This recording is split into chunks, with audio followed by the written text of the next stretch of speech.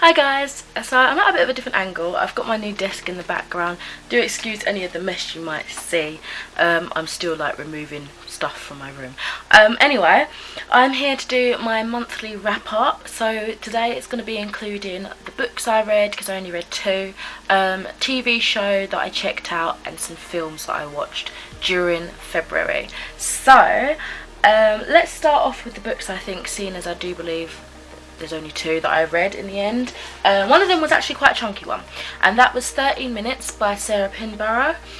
So I got given this by some of my family for Christmas, and it's one of the books I read straight away after receiving. I don't usually do that. I sort of hoard books and then I sort of pick and choose, but this sounded really interesting. I think at the time my cousin was reading it, so I was like, okay, let me see what it's about. So it says, I was dead for 13 minutes. I don't remember how I ended up in the icy water, but I do know this: it wasn't an accident. I wasn't suicidal. They say you should keep your friends close and your enemies closer, but when you're a teenager it's hard to tell them apart. My friends love me, I know they do, but that doesn't mean they didn't try to kill me, does it? 13 Minutes is a gripping murder mystery about people, fears, manipulation and the power of the truth. A stunning read, it questions our relationships and what we really know about the people closest to us. This was an awesome book. I ended up giving it 5 stars. I really did enjoy this. I think I actually enjoyed it a bit more than I was expecting. Now when I got given this, I feel like I recognised the cover or the story. I felt familiar towards it, and I think that spurred me to picking it up sooner rather than later, as well as the fact that my cousin was raving about it while she was reading it too. And I think she believed that she enjoyed it far more than she was expecting to as well. So quite a nice feeling that. As I keep mentioning these days, whenever an Ophelia type setting is introduced to us, I'm instantly hooked. I'm interested, and the introduction to this book had a whimsical sort of enchanting Ophelia vibe to it, so I was like, right, let me see what this is about. I really did enjoy it. I wasn't expecting that sort of writing style to be carried throughout, just because I knew we were kind of given a fairy tale setting and then reality hit us, and it was still just as good in terms of writing and storytelling. I loved it. So it wasn't just mean girl high school teenage drama. There was more depth to it, and it was quite scary how these characters were in their deepest, darkest state and how they interacted, but how everything was a big manipulation. And I mean, teenagers, you wouldn't think it, but where a lot of them are still growing up, their mentality is still evolving, they can be quite devious and manipulative when they want to. And this book really highlighted that to a scary extent, an extent that I hope wouldn't happen in reality, but it would, you know. And if you've read this, I think you know what I mean. So from the beginning, even though Natasha did, as a character, intrigue me, I was far more interested in Becca, and I think it's because I got to know her a little bit more, whereas Natasha wasn't in the beginning section of the story a hell of a lot. Becca was sort of trying to, I don't know, get ahead of town of things, and I don't know, I think I could just relate to her as a character more. I really enjoyed that we've got a different sort of format of storytelling here. We've got the traditional, you know, story, novelization, but we've also got inserts of texts. We've got interview sort of format between, you know, a detective and another character, and it's just varied. It makes it easier to read, but also it keeps that engagement because it makes things more believable.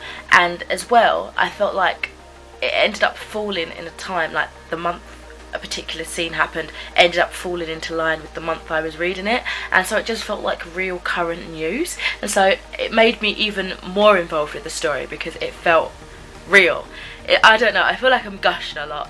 I'm probably going to leave that here just because I've been talking for so long about this already, but if you want to see the rest of my review, I have it up on Goodreads already, so do check that out, and let me know if you've read this or if you're hoping to read it as well. So the next book I ended up finishing was a very short one. I'd recently got from NetGalley, so of course my opinions are 100% my own, but this one was called Wild World by Angela McAllister. I believe I gave it 5 stars, so even though I only read 2 books during February, they were strong books that I really enjoyed. So this one, we take, I think, 13 different poems from habitats that are endangered or slowly or quickly going into extinction, and they're just beautiful. Like, coming from someone that really appreciates nature, and, you know, I'm on an animal management university course, so we do have modules about wildlife and habitats and stuff. I just found this really emotional, and I feel like it's really highlighted key problems that are happening in our ecosystems, but in an easy to understand way that anybody in the public could just read and be like, wow, is that actually happening, and hopefully get it. I feel like the illustrations accompanying each poem were absolutely stunning. They really did grasp it. I tell you what though, there's in each illustration there's like a blank square thing, and that actually made me a bit unsettled, because in my interpretation I felt like that was us as humankind, like mankind, coming in and disturbing the peace of each habitat. I don't know if I just, you know, read far too much into it, but that's the vibe I got from this strange white box just slap bang in the middle of such a beautiful illustration of nature. But yeah, that made me a bit uncomfortable. It has an interesting poetry pattern, like it almost feels story-like to read, which again I quite enjoyed. It made the experience a little bit more interesting, a different flow to it, but that was still captivating. But again, yeah, I've got some more points written down on my Goodreads review. Really enjoyed this. Quick read though. Don't know if I'd buy the whole thing like physically, just because I reckon it would be an expensive book because there's so much colour, poetry, you know the thing. But it was beautiful to read. I'll definitely keep it on my Kindle, my ebook thing. So yeah, I'd suggest that. Okay then, so let's move on to films and TV. My brain's going sluggish. I'm gonna have a break for a moment. Side note, just before I get onto this, has anybody seen Black Panther yet? Because I haven't seen it. Oh my god, everybody's raving about it. It sounds amazing. I keep seeing little things, like little bits and bobs that I don't understand, like that people talking about, and I'm like, what does this mean? I need to go and see it. But if you have, is it worth it? I reckon it's worth it. Let me know. No spoilers. Thank you.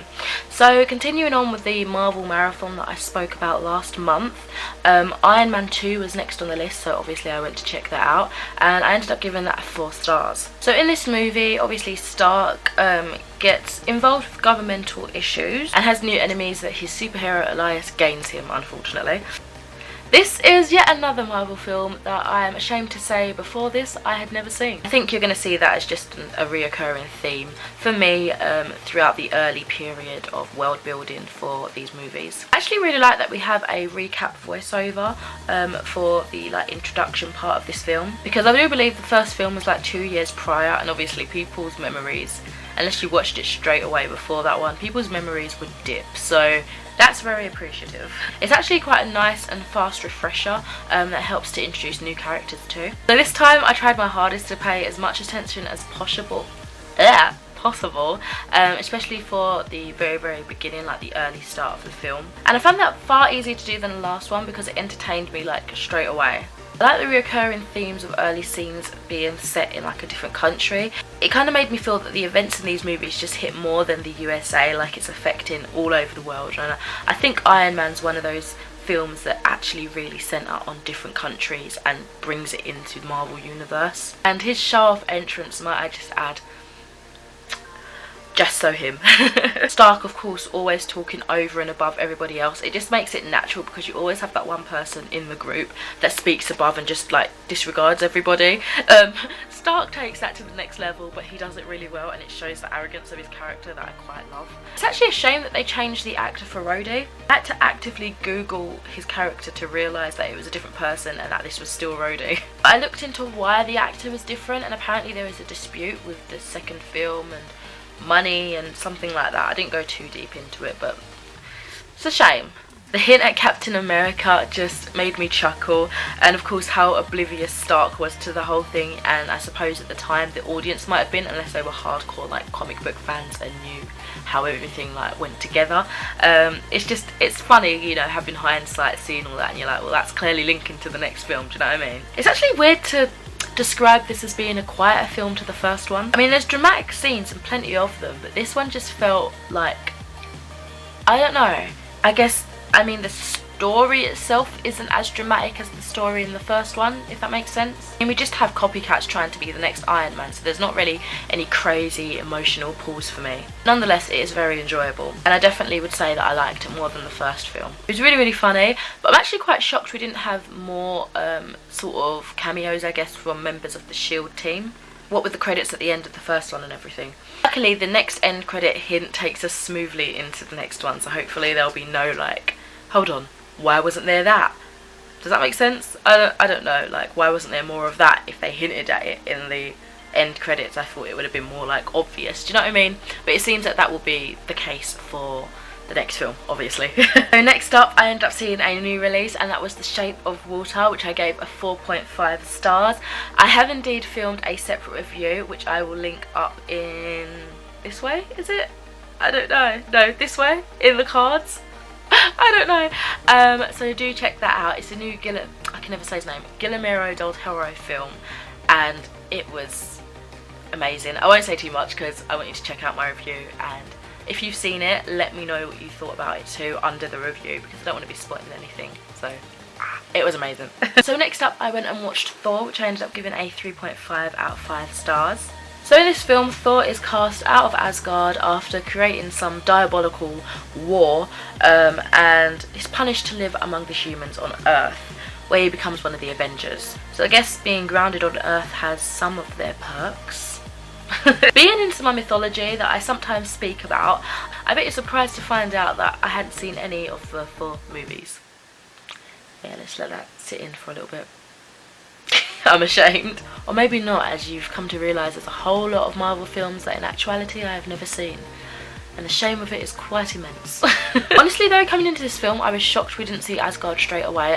In my head, I had thought quite a bit of the beginning would be in Asgard, and we did have that, but not straight away as I would assume. I was kind of pumped for it, but I guess it made it more mysterious, and I don't know, it built up better, I guess. I often wondered how they made Thor work for movies like this. Let me try and explain myself to the best that I can. Like, I find it's almost a picking and choosing of which mythology or religion to introduce, whilst at the same time you're disregarding other ones. So like you're saying, yeah, we believe in this, so let's bring in a Norse god, but at the same time, does that mean Egyptian gods aren't real in this world? Like, how do you pick and choose? How do you favour? Do you know what I mean? Like, how do you make it? I don't really know how to express myself properly. Like, how is it difficult not to include every kind of myth in something like this? Like, for example, I'll talk about the Percy Jackson books. They end up doing it really well, like with crossovers and stuff, because Rick Riordan, again I can never say his last name, always, he does loads of different mythology sort of series, but sometimes they do crossovers and it works. I want to know how we're supposed to believe Thor, god of Asgard, you know, thunder god and everything, not god of Asgard, well, kind of, and not believe other mythologies, even though I know nothing to do with, well, I just had a coffee with it, but yeah, even though I know they have nothing to do with the Marvel universe. But do you see what I'm saying? Like, it's difficult. How do you bring in one sort of mythology and then like not the others? Like, how does it work? I don't know. But anyway, the way Asgard was designed was absolutely beautiful. Moving swiftly on. I think I need a drink, like my eyes literally watering. As one I prepared earlier.